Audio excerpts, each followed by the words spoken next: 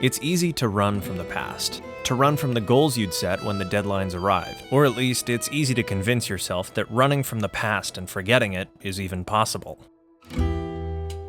Forgetting is easy.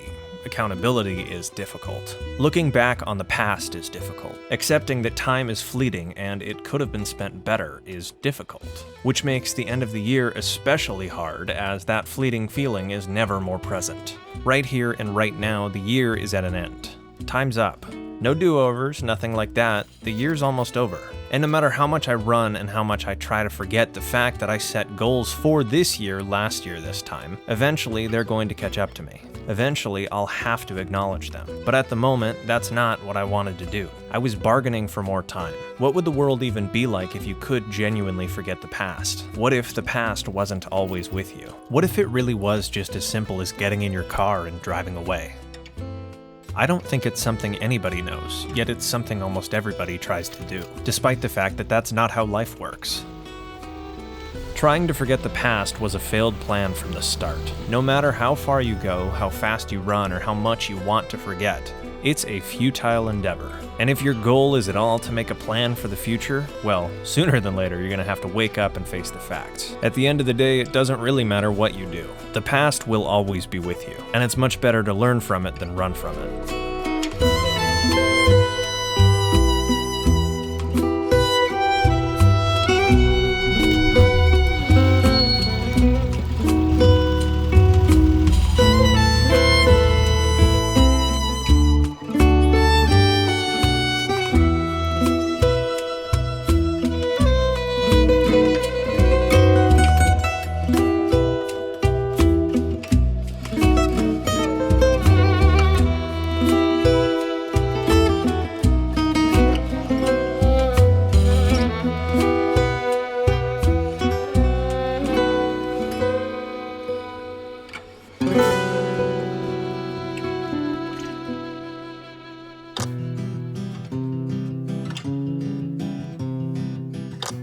What specifically in the past was I running from? After all, the present really isn't that bad, and holistically, neither was the last year. As it so happens, I was running from progress, or at least my understanding of the amount of progress I made in the last year. Roughly a year ago to the day, I made a list of goals that I wanted to complete by today. Time is up. Anything that wasn't completed by now, I don't get to check off that list.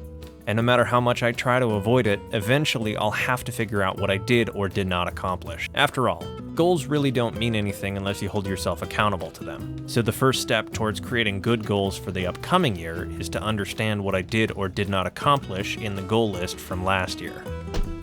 Looking back on past goals is never really a fun thing to do. To me, it's a bit scary, especially when I know that I am my own worst critic. No matter what I actually did accomplish, at the end of the day, I will never think it was enough. That's just how I am. It's how I've always been, which is the main reason why days like today, where I hold myself accountable to what I did in the past year, are never easy. Just because they're not easy, however, doesn't mean they're not worth doing. In this case, even if it's not easy, the best step I can take is the first one, accepting the past and the goals I made.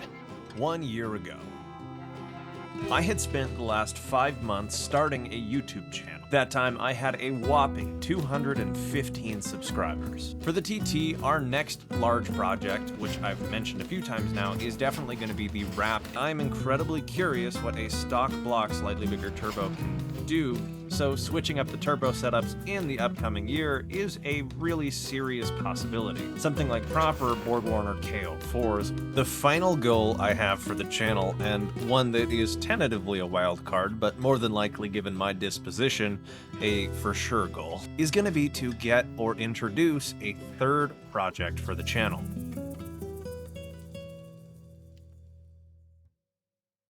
So how did I actually do? While I definitely didn't complete everything I listed, I also completed some things that weren't even on that list. So how do I factor in those? For example, the TT had a big year. We did a number of things that weren't even on my radar at the time of making the last list. We fixed a number of unplanned issues, and made a number of upgrades that I honestly didn't even think of at the time. It looks like a completely different car now. Plus, a year ago, I didn't even think we could do a big turbo setup. Back then, I was just planning on E85 and calling it a day with the KO4. Yet, now the car's got its own custom turbo kit, and I can't imagine it any other way. Even down to the last couple weeks, I've made a ton of progress with this car. And if I look back at this year's history with this car, I think we've made some huge strides. And that's not even the only car we made progress on. The S4 has had its own year of huge upgrades, starting with a complete suspension build, fully adjustable with control arms and coilovers. And it's honestly the best riding car that I currently own. But that year wasn't without its issues. We dealt with some torn CV boots as well as some squishy brakes. But to balance the bad with good, the car got some upgraded intercoolers, prepping it for big turbo. And that's honestly what I think this year was for the S4, preparation for big turbo. I added some carbon goodies with more airflow for preparation and fixed not one, not two, but 3 broken windows and a broken door latch. I also finally got this car set up with some proper wheels and tires. Honestly, the only goals from that list we can't check off are the 2 big projects I have planned very soon for this car, a big brake kit and big turbos. So I guess with this car we did alright.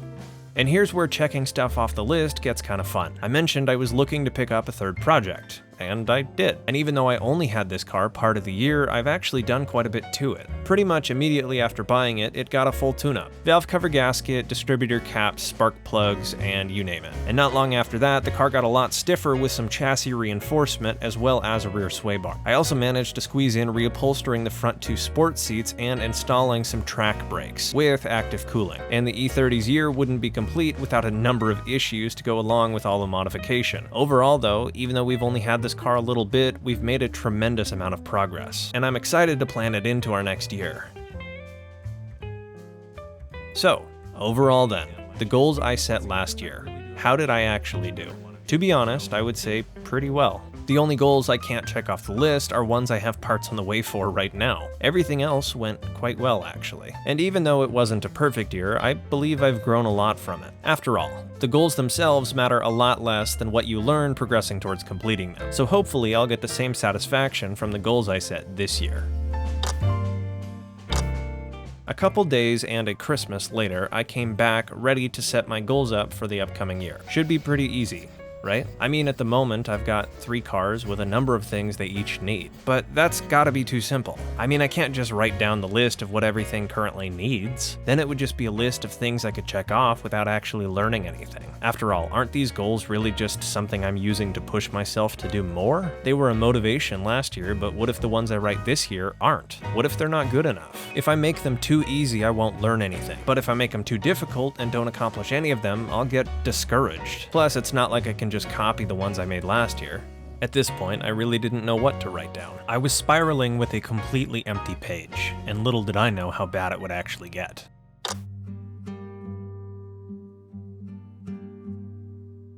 Days went by. Days thinking about the same thing.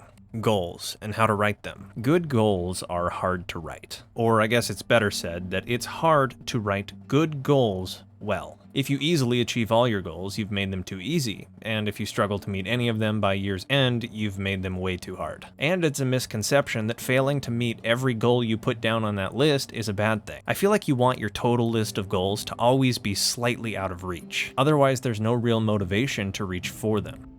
This year especially, I was struggling. I want to push myself harder than ever, but I was drawing a blank. I was waiting for some spark of inspiration, and after days of looking for it, it finally showed up.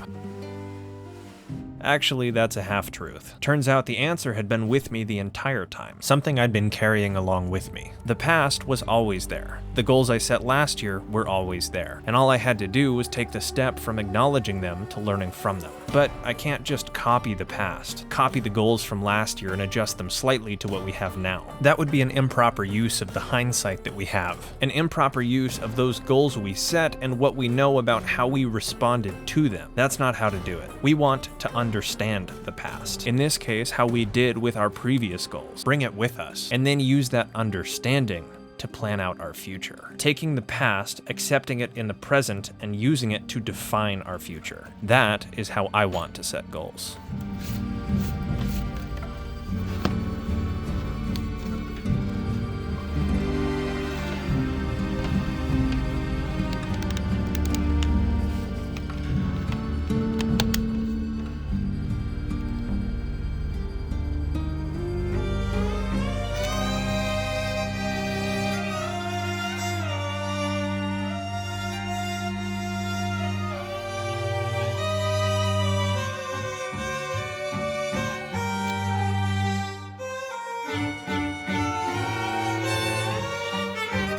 Days after I accepted the goals I set last year, I sat down to try and write this year's goals one more time. And this time, I used my understanding of how I responded to last year's goals as motivation. And with that motivation, the ideas began to flow.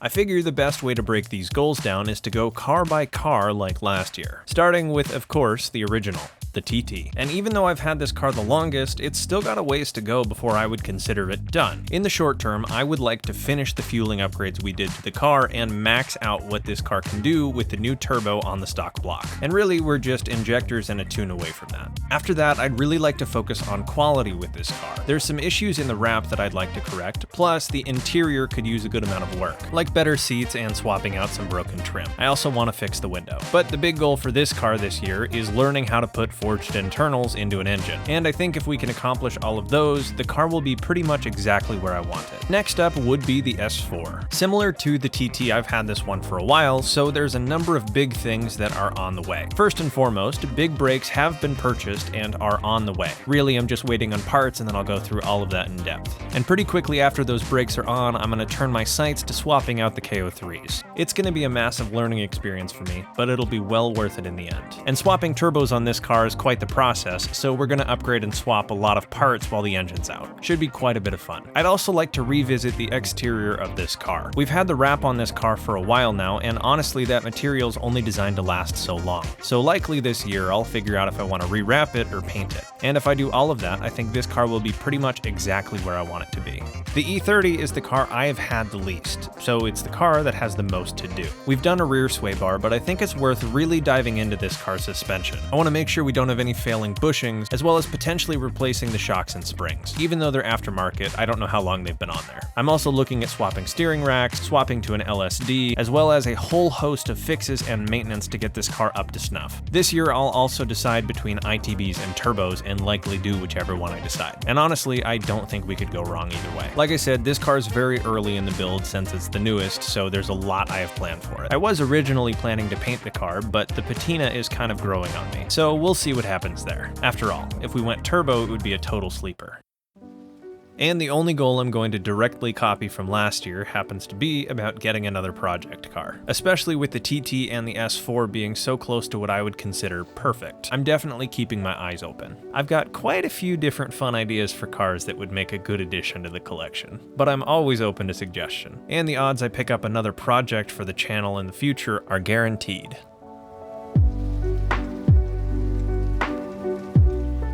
This has been a pretty big year for the channel and me personally. Looking back, I feel like I've grown a lot as a person and learned a lot along the way. So many things I accomplished that weren't even listed back then. Things like stepping out of my comfort zone and going on the first trip I've taken in years, to even writing and making my first short film. To say I've learned a lot this past year would be a complete understatement.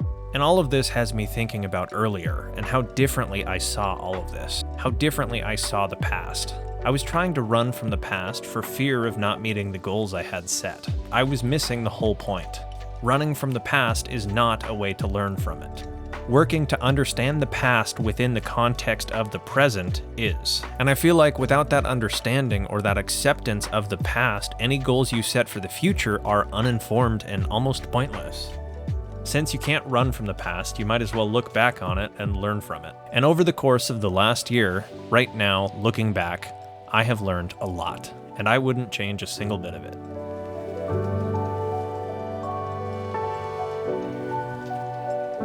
Thank you so much for watching, and thank you for all the support this past year. I have so many plans for the future, and I hope you are as excited as I am. Either way, if you enjoyed, consider liking and subscribing for more. That's the best way you can help support me and my content. I'll see you guys in the next episode. Thank you again, have a wonderful day, and a happy new year.